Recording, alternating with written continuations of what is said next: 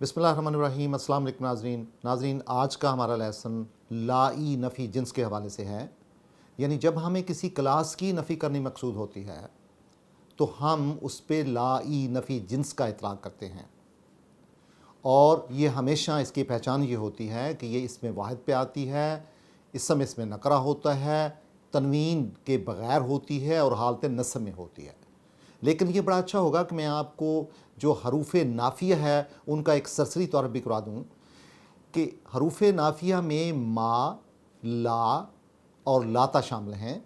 ये वो हरूफ हैं जिसमें हम जुमला इस्मिया में मनफ़ी का मानी पैदा करते हैं, और इसकी खूबी होती है कि जब ला, लाता या मा किसी भी जुमला इस्मिया पे दाखिल होगा तो उसके ख़बर को हालत नस्ब में ले जाएगा, लेकिन उसका जो मुब्तदा होगा वो मरफू होगा।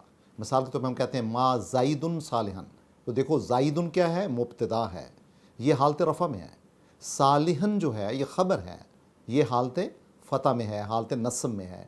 मा हाज़ा बशरन, हाज़ा क्या है, मुब्तदा, और बशरन क्या है, ख़बर है। बशरन हालत नस्ब में है, हाज़ा जो है वो हालत रफ़ा में है।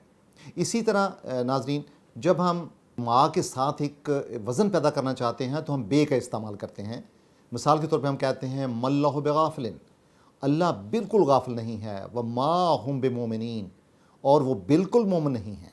गोया कि हमने जब हरूफ नाफिया का यानी मा का इस्तेमाल किया तो हमने ख़बर के साथ बे का इस्तेमाल किया जिसमें वज़न पैदा हो गया। जैसे व मा साहिबकुम बिमजनून, और तुम्हारा साथी हरगिज़ दीवाना नहीं है। इसी तरह ला का इस्तेमाल भी होता है, और ला का जब हम इस्तेमाल करते हैं तो उसमें फ़िक्रे का नफ़ी पैदा होती है। मिसाल के तौर पे ला जो है वो मुब्तदा को मुअख्खर नहीं होने देता। ला जो है वो सिर्फ नकरा मुब्तदा पे दाखिल होता है और उसको मुअख्खर होने से भी बचाता है। मतलब कहते हैं ला रजुलन खैरन मिनका, कोई मर्द भी बेहतर नहीं है तुझसे। ला खौफन अलैहिम, कोई खौफ नहीं होगा उन पर। ला खौफन, खौफ क्या है, मुब्तदा है। अच्छा, अब लाता भी इसी तरह, लाता हीना मनासिन, नहीं है ये छुटकारे का वक़्त। तो नाज़रीन, जिस तरह ये हरूफ नाफियाँ हैं तो ला नफ़ी जिन्स से थोड़ा सा फ़र्क रखता है। वो फ़र्क इस तरह है कि ये हमेशा इसके साथ इस्म वाहिद होता है, नकरा होता है, तनवीन के बग़ैर होता है और हालत नस्ब में होता है, जिसकी मिसालें हम कुरान हकीम से देख सकते हैं। ला इकराह फ़िद्दीन, नहीं है कोई जबर दीन में। ला रहबानियता फ़िल इस्लामी, इस्लाम में कोई रहबानियत नहीं है। ला शिगारा फ़िल इस्लामी, यानी इस्लाम में कोई वट्टा सट्टा नहीं है।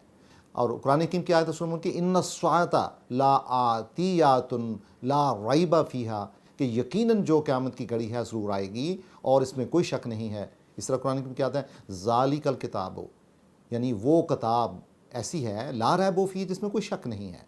हुदल लिल मुत्तकीना, और मुत्तकी लोगों के लिए हिदायत है।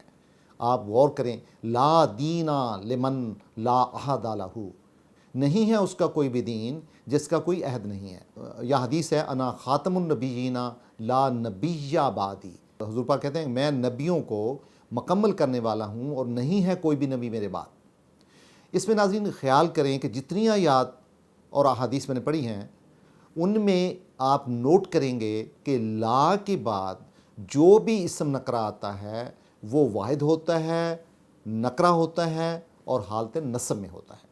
अब एक बात अहम जो याद रखने वाली है कि बाज़ कात इसका इस्तिस्ना भी होता है, यानी अगर हरफ़े इस्तिस्ना आ जाएगा जहाँ पे ला का इस्तेमाल होगा तो वहाँ क्या बनेगा, वहाँ ये होगा कि जो इल्ला के बाद जो ख़बर होगी वो कभी भी हालत नस्ब में नहीं जाएगी बल्कि हालत रफ़ा में ही रहेगी। मिसाल के तौर पे हम कहते हैं ला इलाहा इल्लल्लाह, आप नोट करो ला के बाद इलाहा, हे के ऊपर क्या है, हालत नस्ब है।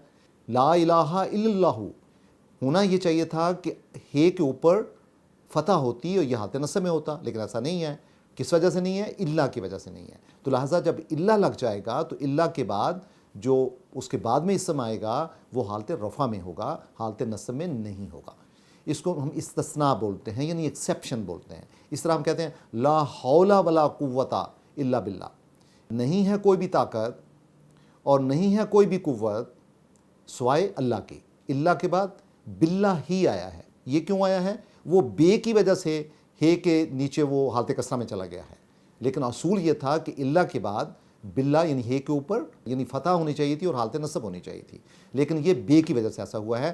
تو ناظرین، جب ہم نے کسی کلاس کی، کسی قبیلے کی یا کسی ایسی چیز کی نفی کرنا مقصود ہوتی ہے جس کی تعداد اندر سے بہت زیادہ ہوتی ہے، وہ اس میں جمع بھی کہتے ہیں اسے، تو جب اس کی نفی مقصود کرنا ہوتی ہے تو اس میں لا ای آئے گا، یعنی لا اور اس کے بعد حمزہ کے نیچے کسرہ. تو جب ہم استعمال کرتے ہیں تو حمزہ عام طور پہ جملے میں استعمال نہیں ہوتا، تو یہ ہو جائے گا لا اکراہ فی الدین. اور اس کی جو پروٹوکول ہے وہ وہی کہ اس میں واحد ہوگا، نکرہ ہوگا، تنوین کے بغیر ہوگا، حالت نصب میں ہوگا. تو ناظرین، پھر آج کے لیسن کا ہوم ورک یہ ہوگا کہ آپ قرآن حکیم کو سٹڈی کریں گے، اور جہاں پہ آپ کو لا نفی جنس نظر آئے ان آیات کو آپ نکال کے اپنی نوٹ بک پہ لکھیں گے، تاکہ آپ کو پتہ چلے کہ جب لا نفی جنس آتا ہے تو اس کی کیا پروٹوکول ہے اور اس کے کیا اثرات ہوتے ہیں، اس کے ساتھ مبتدا پہ، خبر پہ، یا جب اللہ لگتا ہے تو اللہ کے بعد جو اسم آتا ہے اس پہ اعرابی حالت کیا ہوتی ہے. بہت شکریہ ناظرین.